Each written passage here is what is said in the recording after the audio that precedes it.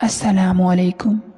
मेरे शौहर को छोटी से छोटी बात पर जल्दी गुस्सा आ जाया करता था और उनको अपना गुस्सा काबू करना नहीं आता था।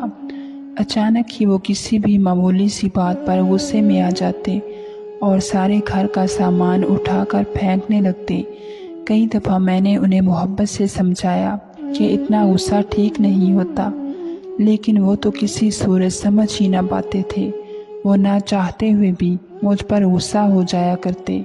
हमारी शादी को 1 साल का अरसा ही गुजरा था और इस 1 साल में मैंने उनके गुस्से की इंतहा को देख लिया था, लेकिन मुझे हरगिज़ अंदाज़ा न था कि एक दिन वो गुस्से में हर हद पार कर जाएंगे और हमारे रिश्ते को ही निशाना बना बैठेंगे। एक मामूली सी बात को लेकर मेरे शौहर ने मुझसे अपना हर ताल्लुक़ ख़त्म कर लिया, लेकिन जैसे ही कुछ घंटों बाद उनका गुस्सा ठंडा हुआ तो वो मेरे कदमों में गिर गए और माफ़ियाँ मांगने लगे। लेकिन अब पछतावे क्या होवत जब चिड़ियाँ चुग गईं खेत। मैं और वाजिद एक ही मोहल्ले में रहते थे और मैं स्कूल आते जाते वाजिद को देखा करती और मुझे वाजिद से मोहब्बत हो गई थी। जब वाजिद ने मेरे लिए रिश्ता भेजा तो मेरे घर वालों ने साफ इनकार कर दिया, क्योंकि वाजिद का गुस्सा सारे जहान में मशहूर था। वाजिद हमेशा ही गुस्से में अपना आप खो बैठते थे। गुस्से में आकर मोहल्ले में मारपीट और लड़ाई झगड़ा उनके लिए मामूल की बात थी। और जब मुझे अंदाज़ा हुआ कि मेरे घर वाले किसी भी तरह मुझे वाजिद के साथ रुखसत नहीं करेंगे, तो मैंने वाजिद से चुपके चुपके मुलाकातें शुरू कर दी। वाजिद ने इन मुलाकातों में मुझे यकीन दिलाया कि वो मुझ पर कभी गुस्सा नहीं कर सकते, क्योंकि वो मुझसे बहुत मोहब्बत करते हैं और इनकी वजह से मुझे कभी कोई तकलीफ़ ना होगी। मैं इस वक्त जवानी की दहलीज पर थी और जज्बात की सीढ़ियाँ चढ़ रही थी। हर मुलाकात पर जब वाजिद मुझे हाथ लगाते और मोहब्बत से मुझे चूमते तो मैं अंदर तक सरशार हो जाती। और वाजिद ने मुझे अपने लिए इतना बेताब कर दिया था कि मेरे पास अब इसके अलावा और कोई रास्ता न था कि मैं अपने घर वालों की मर्ज़ी के ख़िलाफ़ जाकर वाजिद से शादी कर लूं। मैं किसी भी तरह वाजिद और अपना मिलन चाहती थी।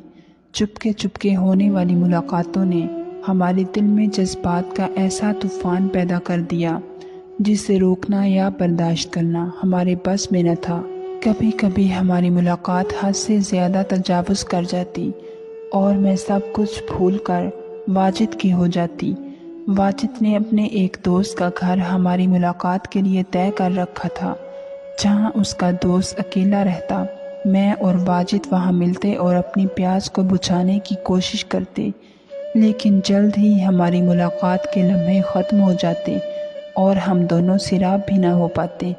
कभी कभी वाजिद मुझे बहुत ज़्यादा खुले अल्फाज में अपने जज्बात का इजहार करके कहते कि वो अब मेरे बग़ैर अपने बिस्तर पर बहुत बेचैनी महसूस करते हैं और अब वो किसी भी तरह मेरे साथ रात गुजारना चाहते हैं, और अगर मैं उनकी ना हुई तो वो कोई भी गलत कदम उठा लेंगे।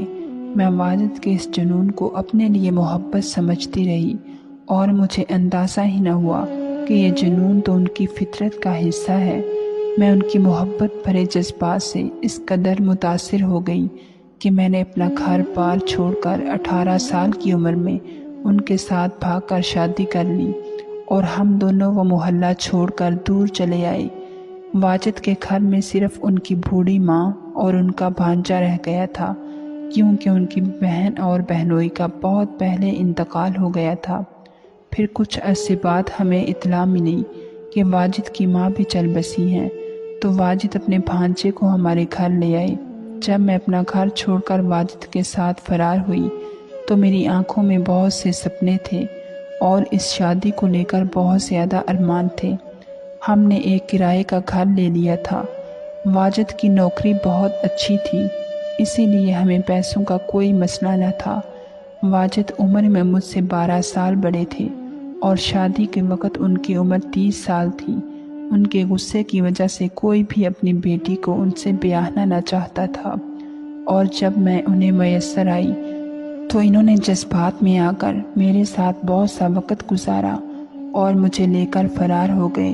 شادی کی رات مجھے ان کے جنون کا صحیح طرح سے اندازہ ہو گیا، جب وہ 2 گھنٹے تک مجھ سے مستقل محبت دینے کے باوجود بھی پیچھے نہ ہٹے اور ان کی پیاس نہ بجھی۔ میں بہت زیادہ تھک چکی تھی، اس لیے میں نے واجد سے کہا کہ میں اب تھک گئی ہوں اور سونا چاہتی ہوں، لیکن وہ جنون کی انتہا پر پہنچ چکے تھے۔ جب میں سونے کے لیے لیٹے تو وہ میرے ساتھ زبردستی کرنے لگے۔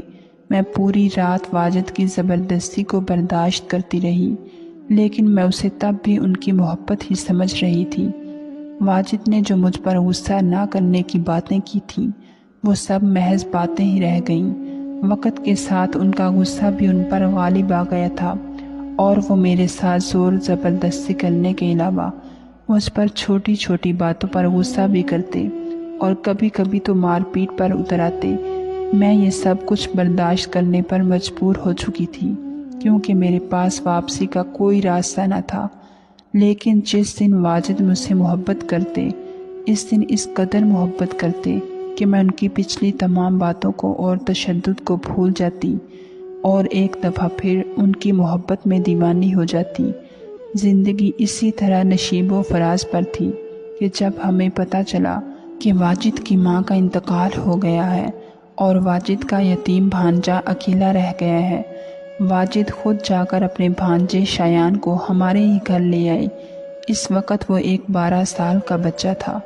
شایان بالکل میرے چھوٹے بھائی کے جیسا تھا، اسی لیے میں نے اسے دیکھتے ہی فوراً اپنے سینے سے لگا لیا اور اسے بہت زیادہ محبت دینے لگی۔ میں ہر وقت اس کا خیال رکھتی اور اس کے ساتھ ساتھ رہتی۔ شایان کو پڑھانے کی ذمہ داری بھی میں نے لے لی تھی، کیونکہ میرے پاس گھر کے کچھ ہی تھوڑے بہت کام ہوا کرتے تھے اور باقی وقت میں فارغ رہا کرتی تھی۔ شایان کے گھر آنے سے میرا دل لگ گیا تھا اور مجھے واجد کے غصے سے بھی نجات حاصل ہونے لگی تھی، کیونکہ شایان کی موجودگی میں واجد مجھے مار پیٹ نہ کرتے۔ چھوٹی چھوٹی باتوں پر غصہ ہو جانا ابھی بھی ان کا معمول تھا۔ شایان بھی بچپن سے واجد کے اس رویے سے واقف تھے، اسی لیے یہ بات اس کے لیے بھی نئی نہیں تھی۔ اکثر واجد کی غیر موجودگی میں وہ مذاق میں واجد کو برا بھلا کہہ دیتا اور میں اس کی بات سن کر مسکرا اٹھتی۔ وہ مجھے کہتا کہ انا ماپی، مجھے بالکل اچھا نہیں لگتا کہ ماموں آپ کے ساتھ اس طرح کا رویہ رکھتے ہیں، جب کہ آپ اتنی اچھی ہیں۔ میں مسکرا کر شایان کی بات کو ٹال جاتی، لیکن سچ تو یہ تھا کہ مجھ سے بھی واجد کا ایسا سلوک اب برداشت نہیں ہوتا تھا۔ محبت کے جو حسین سپنے سجائے میں واجد کے ساتھ آئی تھی، واجد نے ایک ایک کر کے ان تمام سپنوں کو توڑ دیا تھا۔ کئی دفعہ میں نے سوچا کہ کیوں نہ میں اپنے گھر واپس لوٹ جاؤں، لیکن پھر اتنی ہمت نہ ہوئی کہ دوبارہ اپنے ماں باپ کا سامنا کر پاتی۔ ایک دن واجد دفتر سے بہت غصے میں گھر لوٹا اور اتفاق سے مجھے کھانا پکانے میں دیر ہو گئی تھی، کیونکہ آج صبح سے ہی علاقے میں گیس کی بندش تھی۔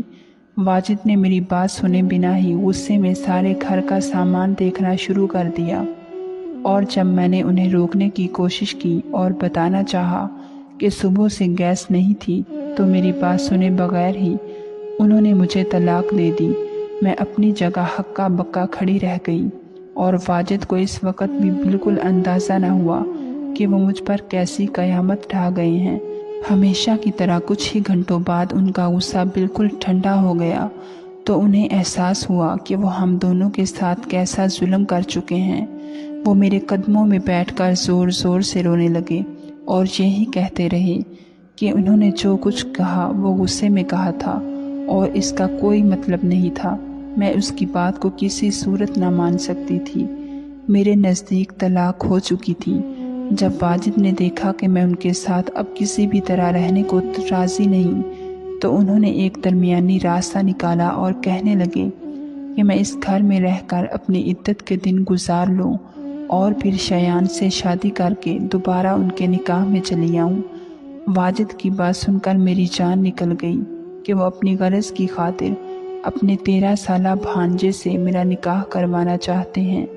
واجد نے کہا کہ ایک یہی راستہ ہے جس کے ذریعے سے ہم دونوں دوبارہ ایک ہو سکتے ہیں، میرے پاس واجد کی بات ماننے کے علاوہ اور کوئی چارہ نہ تھا، اس لیے میں اس گھر میں رہ کر عدت پوری کرنے لگی۔ فی الحال ہم نے یہ بات شایان سے چھپا لی تھی۔ میں رات کو اسٹور روم میں چلی جاتی اور رات وہیں گزارتی۔ دن بھر تو واجد گھر پر موجود ہی نہ ہوتے تھے۔ شروع میں تو شایان بہت حیران ہوا کہ میں اسٹور روم میں کیوں سونے لگی ہوں، لیکن پھر میں نے یہ کہہ کر بات ختم کر دی کہ اس کے ماموں مجھ سے ناراض ہیں اور وہ مجھے اپنے کمرے میں نہیں رکھنا چاہتے۔ دن بہت تیزی سے پر لگا کر اٹھ رہے تھے اور واجد سے میری جدائی برداشت نہ ہو رہی تھی۔ کئی دفعہ انہوں نے مجھ سے بات کرنے کی کوشش کی، لیکن میں ہمیشہ منہ پھیر لیتی۔ اس وقت وہ ایک نامحرم کے سوا اور کچھ نہ تھے۔ شایان نے بھی انٹرنیٹ کے ذریعے کوئی نوکری ڈھونڈ لی تھی اور وہ پڑھائی کے ساتھ ساتھ فارغ وقت میں انٹرنیٹ پر ہی کوئی کام کرنے میں مصروف رہتا۔ میں جب بھی اس سے پوچھتی کہ کہیں اس وقت کام کرنے کی کیا ضرورت پیش آ گئی، تو وہ مسکرا کر کہتا کہ وہ ہمیشہ تو میرے اور ماموں کے سہارے پر زندگی نہیں گزار سکتا اور وہ جلد ہی زندگی میں آگے بڑھنا چاہتا ہے۔ مجھے شایان کو دیکھ کر بہت خوشی ہوتی۔ وہ ایک سلجھا ہوا اور سمجھدار بچہ تھا۔ جس دن میری عدت ختم ہوئی، اس دن واجد نے شایان کو بٹھا کر بہت پیار محبت سے ساری بات بتائی، جسے سن کر شایان سکتے میں آ گیا۔ اسے یقین ہی نہیں آ رہا تھا کہ واجد نے مجھے طلاق دے دی ہے، لیکن پھر اسے سمجھ آ گئی کہ میں اتنے عرصے سے اسٹور روم میں راتیں کیوں گزار رہی ہوں۔ اور جب واجد نے شایان کو یہ بتایا کہ وہ اس سے کیا چاہتا ہے، تو شایان بالکل ہی ہکا بکا رہ گیا اور کہنے لگا کہ یہ کیسے ممکن ہے کہ میں اپنی مامی سے نکاح کر لوں۔ واجد نے کہا کہ حلالہ کرنے کا ایک ہی راستہ ہے کہ تم انم کو ایک رات اپنے نکاح میں رکھ لو، پھر بھلے تم اسے اگلے ہی دن چھوڑ دینا۔ یہ بات ہم تینوں کے علاوہ اور کسی کو معلوم نہ ہوگی اور یوں ہمارا بھرم رہ جائے گا، اور ایک دفعہ پھر انم میرے نکاح میں آ جائے گی۔ شایان نے ایک نگاہ مجھ پر ڈالی، جو ان دونوں کی گفتگو کے درمیان خاموش بیٹھی آنسو بہا رہی تھی۔ شایان کو معلوم تھا کہ میرے آگے پیچھے کوئی نہیں اور میں ایک بے آسرا عورت ہوں۔ اگر شایان اس نکاح کے لیے راضی نہ ہوگا تو میں در در کی ٹھوکریں کھانے کے لیے مجبور ہو جاؤں گی۔ تھوڑی دیر سوچنے کے بعد شایان نے حامی بھر لی اور واجد نے اسی روز قاضی کو بلا کر خاموشی سے گھر میں ہی ہمارا نکاح کروا دیا۔ جس طرح ہم دونوں کی طلاق کی خبر کسی کو نہ ہوئی، ویسے ہی میرے اور شایان کے نکاح سے متعلق بھی ہم نے کسی کو اطلاع نہ دی تھی۔ یوں بھی ہم تینوں کے علاوہ اور کوئی نہیں تھا۔ میرے اور شایان کے نکاح کے بعد واجد یہ کہہ کر گھر سے چلے گئے کہ وہ صبح میں واپس آئیں گے اور ان کے آنے سے پہلے شایان مجھے طلاق دے دے گا۔ میں تھکی ہاری سی اسٹور روم میں بیٹھی تھی جب شایان میرے پاس چلا آیا اور کہنے لگا کہ آپ میرے کمرے میں چل کر آرام سے سو جائیں۔ پہلے تو میں شایان کو منع کرتی رہی، لیکن جب وہ نہ مانا تو میں اس کے ساتھ اس کمرے میں چلی آئی اور آنکھیں بند کر کے سونے کے لیے لیٹ گئی۔ ابھی مجھے لیٹے تھوڑی دیر ہی گزری تھی جب مجھے اپنے اوپر کسی کے ہاتھ کا احساس ہوا۔ یقیناً وہ شایان ہی تھا۔ میں نے پلٹ کر اس کی طرف دیکھا تو وہ میرے ساتھ ہی لیٹا ہوا تھا۔ اکثر ہی میں اور شایان ایک ساتھ لیٹ کر باتیں کرتے تھے، لیکن آج ہم دونوں کا رشتہ بدل چکا تھا، اسی لیے میں اس کے ساتھ ایک ہی بستر پر لیٹ کر بہت عجیب محسوس کر رہی تھی۔ شایان دھیرے دھیرے میرے جسم پر انگلیاں چلانے لگا تو میں گھبرا گئی اور اٹھ بیٹھی، لیکن شایان نے میرا ہاتھ پکڑ کر مجھے دوبارہ اپنے برابر میں لٹا لیا اور آہستہ سے میرے قریب ہو گیا۔ اس کی گرم گرم سانسیں مجھے اپنے چہرے پر محسوس ہو رہی تھیں اور میری سانسیں رکنے لگی تھیں۔ شایان دھیمے دھیمے میرے کان میں کہہ رہا تھا کہ آپ کیا چاہتی ہیں؟ میں صرف اتنا جاننا چاہتا ہوں۔ اس وقت مجھے شایان 13 سال کا بچہ نہیں بلکہ ایک بھرپور مرد محسوس ہو رہا تھا۔ شایان کا قد کاٹ بہت اچھا تھا اور وہ اپنی عمر سے بڑا دکھائی دیتا تھا، اور ماں باپ کی غیر موجودگی نے اسے وقت سے پہلے ہی بہت حساس اور سنجیدہ بنا دیا تھا۔ شایان کے سوال پر میں نے اس کی آنکھوں میں دیکھا تو وہ کہنے لگا کیا آپ چاہتی ہیں کہ میں صبح اٹھتے ہی آپ کو طلاق دے دوں؟ نہ جانے کیوں شایان کی باتوں پر میری آنکھیں بھیگنے لگیں۔ میں نے کوئی جواب نہ دیا۔ شایان نے مجھے اپنے گلے سے لگا لیا اور دھیرے دھیرے میری آنکھوں کو چومنے لگا۔ اس کے دونوں ہاتھ میرے جسم پر رینگ رہے تھے اور میں اپنا آپ کھوتی جا رہی تھی۔ میرے اور شایان کے درمیان آہستہ آہستہ دوریاں مٹتی چلی گئیں اور میں اس کے ساتھ تعلق قائم کر بیٹھی۔ مجھے ہرگز بھی ایسا محسوس نہ ہو رہا تھا کہ میں ایک 13 سال کے بچے کے ساتھ ہوں۔ شایان ایک بھرپور مرد تھا جس نے میرے جذبات کو ایسی تسکین پہنچائی تھی جو کبھی واجد بھی نہ دے سکے تھے۔ واجد عمر میں مجھ سے بہت زیادہ بڑے تھے، اس لیے شاید ان کے ساتھ تعلق قائم کر کے مجھے ایسی خوشی محسوس نہ ہوتی تھی جیسی آج کی رات شایان کے ساتھ ہوئی۔ جیسے ہی صبح سورج کی روشنی پھیلی تو میں شایان سے نظریں چرا کر اس کے کمرے سے نکلنے لگی۔ شایان نے میرا ہاتھ پکڑ کر مجھے روک لیا اور کہنے لگا کہ اس نے میرا ہاتھ چھوڑنے کے لیے نہیں تھاما بلکہ وہ زندگی بھر میرا ساتھ نبھانا چاہتا ہے۔ شایان کی بات نے مجھے چونکا کر رکھ دیا۔ وہ کہہ رہا تھا کہ وہ واجد کی طرح خود غرض نہیں ہے اور میرے جذبات کا تماشا نہیں لگانا چاہتا۔ شایان کہہ رہا تھا کہ جس طرح واجد نے غصے میں مجھے طلاق دی وہ دوبارہ بھی یہی سب کچھ کر سکتے ہیں کیونکہ ان کا اپنے غصے پر کوئی قابو نہیں۔ دراصل وہ ایک ذہنی مریض ہیں۔ شایان کہنے لگا کہ وہ میرا ساتھ پا کر بہت خوش ہے اور میں اسے ہر لحاظ سے بہت اچھی لگتی ہوں، اسی لیے وہ مجھے چھوڑنا نہیں چاہتا۔ اپنی بات پوری کر کے وہ میری آنکھوں میں جھانکنے لگا۔ اسے میرے جواب کا انتظار تھا۔ اس سے پہلے کہ میں اسے کوئی جواب دیتی، واجد گھر واپس لوٹ آیا اور آتے ہی انہوں نے ہم دونوں کو ایک ساتھ دیکھ کر پہلا سوال یہی کیا کہ شایان نے مجھے طلاق دے دی ہے کیا؟